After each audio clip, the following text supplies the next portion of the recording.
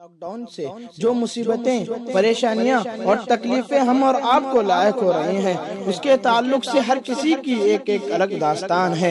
اس وقت ان غریبوں اور مزدوروں کا کیا حال ہوگا جو جن کا یومیہ کمائی پر گزر بسر ہوتا ہے۔ اس وقت تمام مزدور اپنے اپنے گھروں میں بند ہیں اور بہت سارے ایسے ہیں جو دوسرے ممالک اور شہروں میں پھنسے ہوئے ہیں اور بھوک مری کا شکوہ کر رہے ہیں۔ یہ لوگ دو وائرس سے مقابلہ کر رہے ہیں۔ پہلا وائرس کورونا وائرس ہے اور دوسرا وائرس بھوک مری کا وائرس ہے، جیسا کہ سوشل میڈیا پر وائرل تصویریں اور ان کی چیخیں پکار کر گواہی دے رہی ہیں۔ اب سوال یہ پیدا ہوتا ہے کہ عید قربانی اب قریب آ رہی ہے۔ بعض لوگ یہ تحریک چلا رہے ہیں کہ قربانی کے بجائے ان غرباء و مساکین کی مدد کیا جائے اور اس قربانی کو صدقہ کیا جائے۔ اس سوال کو باطل قرار دینے کے لیے ایک اتنا ہی کافی ہے کہ قربانی صدقے کے قبیل سے نہیں بلکہ ایک مستقل عبادت ہے، جیسا کہ اللہ تبارک و تعالیٰ کا ارشاد ہے، فَصَلِّ لِرَبِّكَ وَانْحَرْ، اپنے رب کے لیے نماز پڑھو اور قربانی کرو۔ اس آیت کریمہ سے پتہ چلتا ہے کہ قربانی ایک مستقل عبادت ہے۔ جس طرح نماز ادا کرنے سے روزہ اور روزہ ادا کرنے سے نماز ادا نہیں ہوتی اور زکوٰۃ ادا کرنے سے حج اور حج ادا کرنے سے زکوٰۃ ادا نہیں ہوتی، تو اسی طرح قربانی ادا کرنے سے صدقہ اور صدقہ ادا کرنے سے قربانی ادا نہیں ہوتی، کیونکہ قربانی بذات خود ایک عبادت ہے۔ جبکہ اللہ تبارک و تعالیٰ نے قربانی کے لیے 8 جنس کے جانوروں کو متعین کیا ہے۔ اگر کوئی شخص ان 8 قسم کے جانوروں کے علاوہ کسی اور کی قربانی کرتا ہے تو یہ جائز نہیں ہے، جبکہ پیسہ ان 8 قسم کے جانوروں میں سے بھی نہیں ہے اور نہ ہی مطلق جانور کی قسم ہے، تو ہم اس کو جانوروں کی جگہ کیسے رکھ سکتے ہیں؟ اور نبی کریم صلی اللہ علیہ وسلم مدینہ میں 10 سال رہے اور ہر سال قربانی کرتے رہے، ایک مرتبہ بھی اس کی جگہ قیمت ادا نہیں کی، جبکہ اس کی قیمت مسلمانوں میں بڑی غربت تھی۔ صحابہ کرام کے پاس جسم پر کپڑے کے علاوہ کوئی چیز موجود نہیں تھی۔ خود رسول اکرم صلی اللہ علیہ وسلم کے گھر میں فقر و فاقہ کا یہ حال تھا کہ مہینوں چولہا نہیں جلتا تھا، مگر اس کے باوجود جب قربانی کا وقت آتا تو آپ صلی اللہ علیہ وسلم خود بھی ذبح کرنے کا یہ حکم دیتے تھے۔ کیا ہم ان سے زیادہ فقر و فاقہ کو دیکھا ہے؟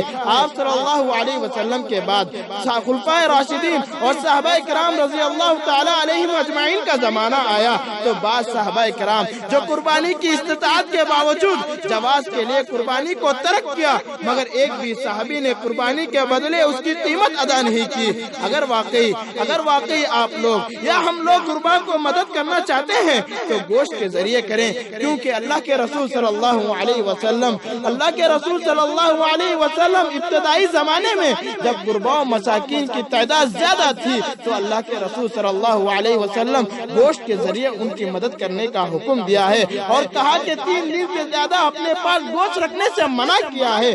سبب یہ تھا کہ اس وقت لوگوں میں غربت زیادہ تھی، مگر اللہ کے رسول صلی اللہ علیہ وسلم نے سن 9 ہجری میں فقر و فاقہ کی شدت کے باوجود قربانی کا حکم دیا۔ حالانکہ آپ جانتے تھے کہ غربت عام تھی، اگر قربانی کرنا اسلامی شعائر میں سے نہ ہوتا تو اللہ کے رسول صلی اللہ علیہ وسلم ان کے درمیان گوشت کو تقسیم کرنے کے بجائے صدقہ کرنے کا حکم دیتے، تو یقیناً نبی کریم صلی اللہ علیہ وسلم ایسا ہی کرتے۔ مگر قربانی کرنا اسلامی شعائر میں سے ہے، جیسا کہ اللہ تبارک و تعالیٰ کا ارشاد ہے، وَالْبُدْنَ جَعَلْنَاهَا لَكُمْ مِنْ شَعَائِرِ اللَّهِ، اونٹ اور گائے کو ہم نے تمہارے لیے شاعر اللہ سے بنایا ہے، شاعر اللہ ہے تمہارے لیے ہے۔ اور اس کی تفسیر میں نواب صدیق حسن صاحب رحمۃ اللہ علیہ فرماتے ہیں، قربانی شریعت کی پہچان ہے، قربانی کرنا شریعت کی پہچان ہے، اور اگر تم لوگ جانور کے چمڑے کو درہم سے بھر کر صدقہ بھی کریں تو پھر بھی ذبیحہ پیش کرنا ہی افضل ٹھہرے گا۔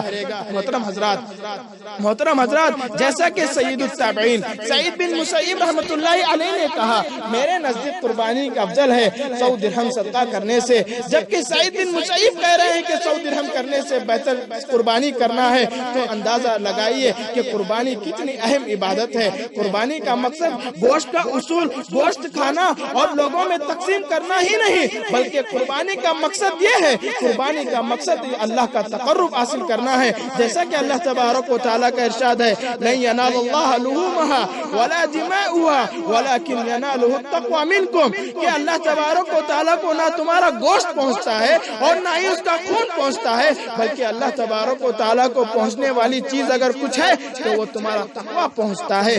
جبکہ لوگوں نے یہ سمجھ لیا ہے کہ قربانی کا مطلب صرف گوشت کھانا ہی ہے، بلکہ اس کا مقصد اللہ کی عبادت کرنا ہے۔ اب میرا سوال ہے ان لوگوں سے جو اس قسم کے سوالات کرتے ہیں، کیا ہم لوگ اللہ اور اس کے رسول سے زیادہ غریبوں کی مصلحت کا خیال رکھتے ہیں؟